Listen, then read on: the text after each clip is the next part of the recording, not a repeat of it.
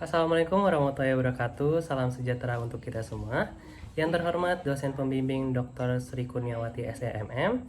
Perkenalkan, nama saya Andrew Arya Maulana dengan nomor induk mahasiswa 19 14 19 0062, di mana hari ini saya akan memaparkan hasil penelitian saya yang berjudul Pengaruh Financial Distress, Laba Operasi, Solvabilitas, dan Komite Audit terhadap Audit Delay, studi pada perusahaan properti dan real estate yang terdaftar di Bursa Efek Indonesia tahun 2018 sampai 2022.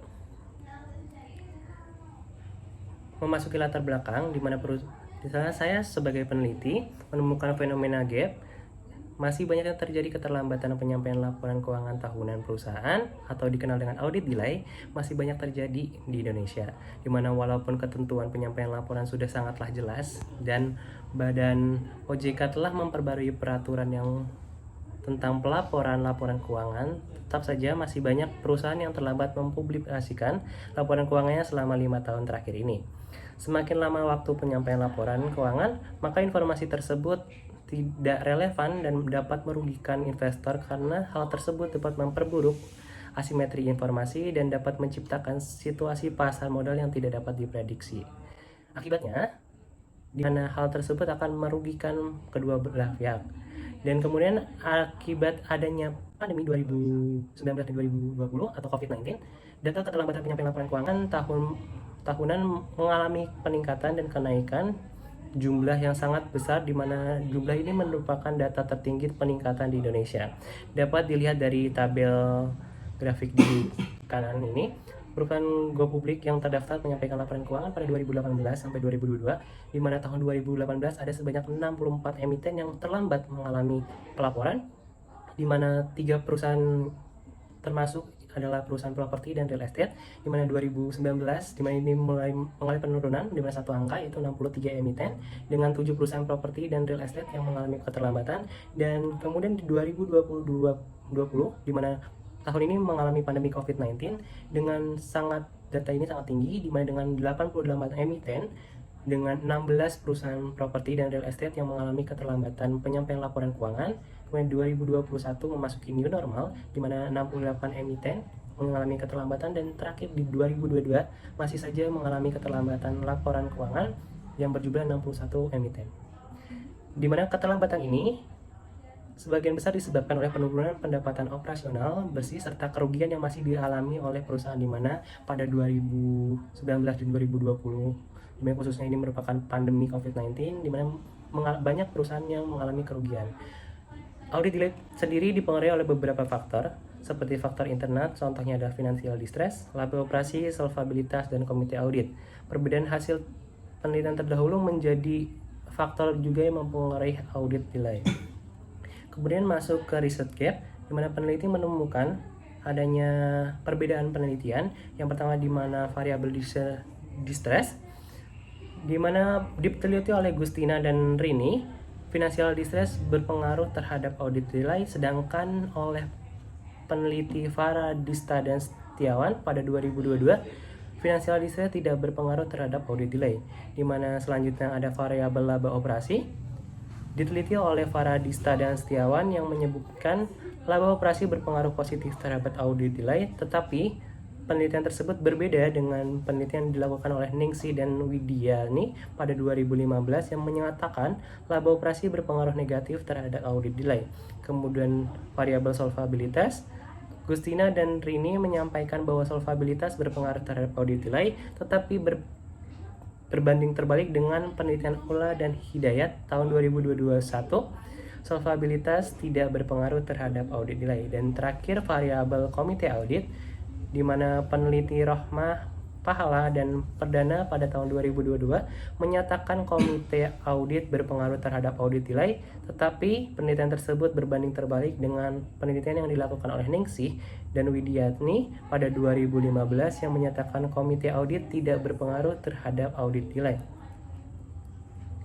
Sehingga peneliti menemukan rumusan masalah dalam penelitian ini. Di mana yang pertama, apakah financial distress berpengaruh terhadap audit delay pada perusahaan properti dan real estate tahun 2018-2022? Yang kedua, apakah laba operasi berpengaruh terhadap audit delay pada perusahaan properti dan real estate tahun 2018 sampai 2022? Yang ketiga, apakah solvabilitas berpengaruh terhadap audit delay pada perusahaan properti dan real estate tahun 2018 sampai 2022? Yang keempat, apakah komite audit berpengaruh terhadap audit delay pada perusahaan properti dan real estate tahun 2018 sampai 2022? Dan yang terakhir, apakah financial distress, laba operasi, solvabilitas, dan komite audit berpengaruh secara bersama-sama terhadap audit delay pada perusahaan properti dan real estate tahun 2018 dan 2022? Di penelitian ini, peneliti menggunakan teori ada dua, yaitu teori keagenan atau agensi teori dan teori sinyal atau signalnya teori, di mana berikut merupakan kerangka pemikiran dan hipotesis. Kemudian metodologi penelitian yang digunakan, yaitu ada metode penelitian ini merupakan pendekatan kuantitatif. Kemudian jenis penelitian yang digunakan peneliti adalah penelitian kausal komparatif dengan populasi dan sampel, di mana populasi yang digunakan merupakan perusahaan properti dan real estate yang terdaftar di BEI tahun 2018 dan sampai 2022 dengan sampel sebanyak 15 perusahaan yang memenuhi kriteria yang telah digunakan dengan 75 data observasi.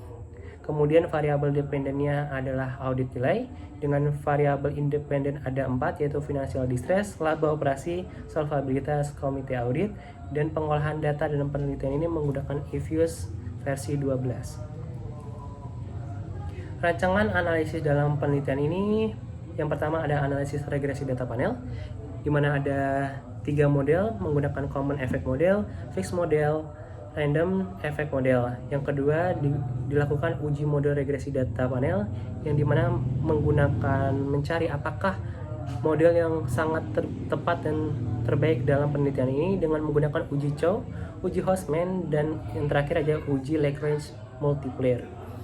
Yang ketiga dilakukan uji asumsi klasik, ada 4, yaitu uji normalitas, uji multikolinearitas, uji heteroskedastisitas, dan uji autokorelasi. Dan yang keempat dilakukan uji hipotesis dengan uji koefisien determinasi, uji F, dan uji T sehingga mendapatkan kesimpulan.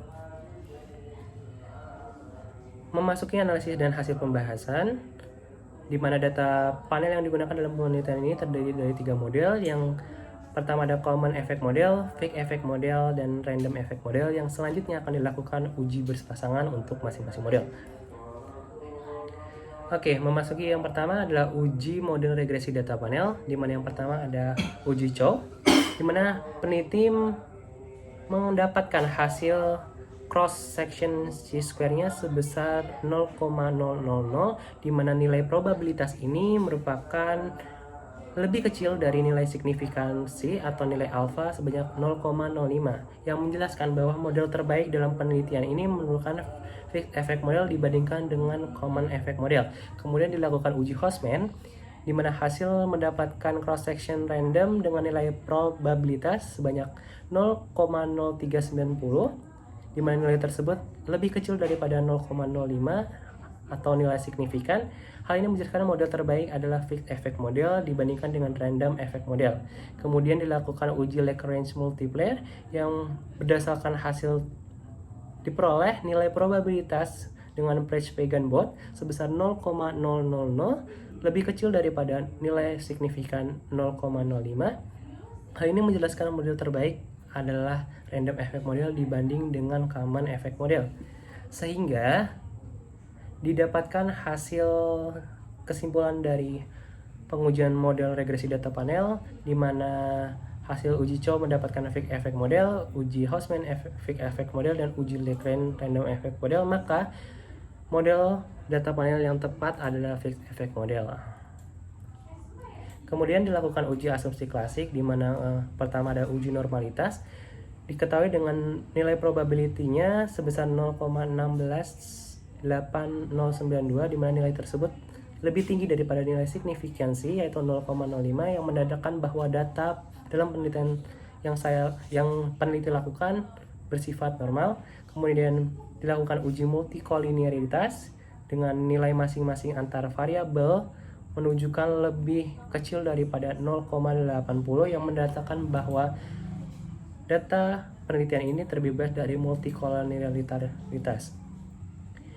Kemudian ada uji heteroskedastisitas, di mana uji heteroskedastisitas menggunakan uji Glitzer dengan nilai antar variabel independen mendapatkan probabilitas sebesar lebih dari 0,05 yang menunjukkan bahwa data dalam penelitian ini bersifat homoskedastisitas dan terbebas dari heteroskedastisitas.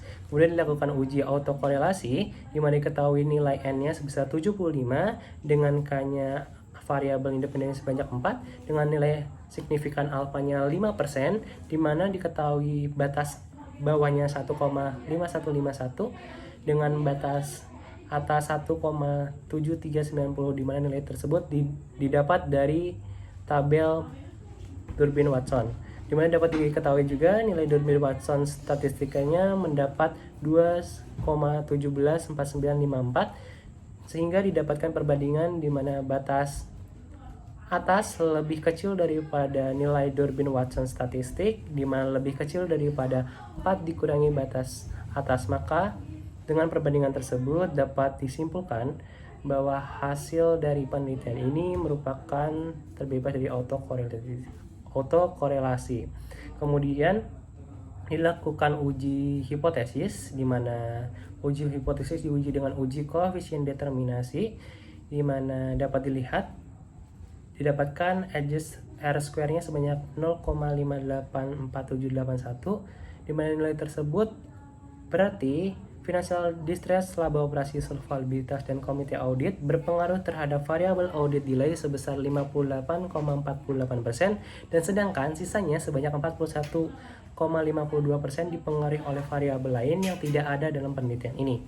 Kemudian peneliti melakukan uji simultan atau uji F, di mana diketahui nilai degree of freedom satunya sebanyak 4 dan degree of freedom keduanya didapat 70, sehingga dapat dilihat F tabelnya sebesar 2,502656 dengan F statistiknya sebesar 6,789967, di mana nilai tersebut lebih besar daripada F tabel dengan 2,502656, sehingga nilai probabilitasnya didapat 0,00 lebih kecil dari nilai signifikan sebesar 0,05, sehingga hipotesis kelima diterima, atau dengan kata lain bahwa financial distress, laba operasi, solvabilitas, dan komite audit berpengaruh secara bersama-sama terhadap audit delay.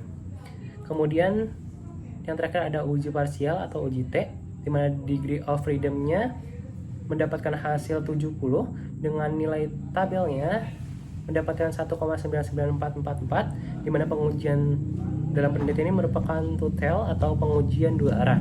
Kemudian didapatkan hasil bahwa financial distress mendapatkan nilai statistik sebesar 2,864524 ke arah positif, di mana nilai tersebut lebih besar daripada nilai tabelnya sebesar 1,99444 dengan nilai probabilitas yang didapat sebesar 0,005.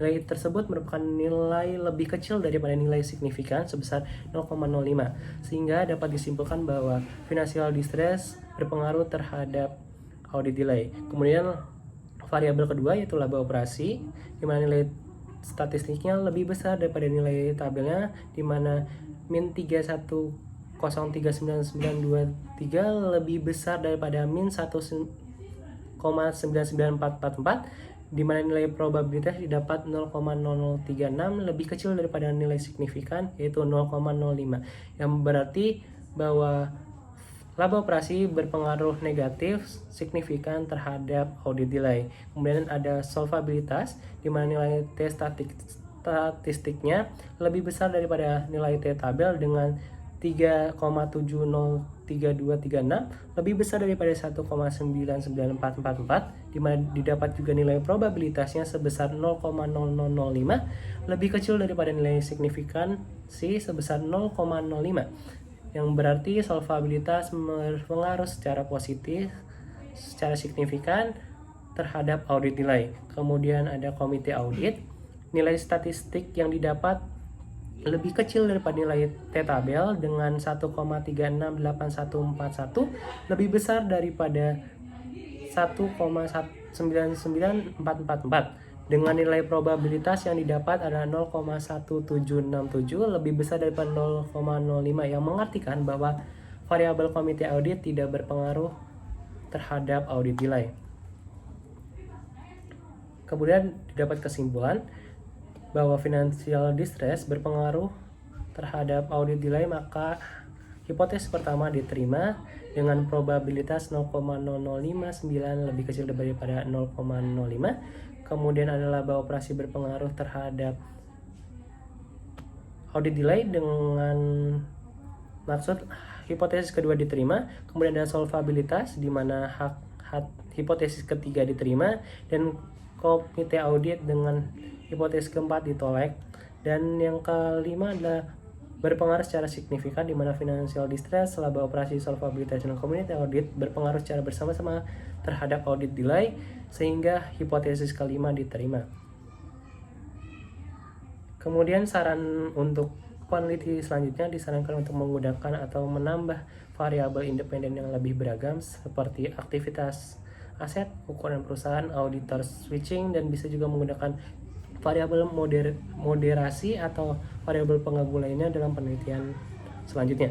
Kemudian bisa saja penelitian selanjutnya memperluas objek penelitian baik perusahaan sektor industri keuangan, pertambangan, transportasi dan logistik, BUMN, dan sektor perusahaan lainnya yang terdaftar di Bursa Efek Indonesia. Kemudian disarankan untuk menggunakan periode penelitian di atas tahun 2019 sampai 2021, di mana karena tahun tersebut merupakan tahun COVID-19, di mana banyak perusahaan yang mengalami kerugian sehingga data yang dihasilkan sangatlah rendah. Ya, sekian presentasi pemaparan dari saya. Kurang lebihnya saya minta maaf. Wassalamualaikum warahmatullahi wabarakatuh.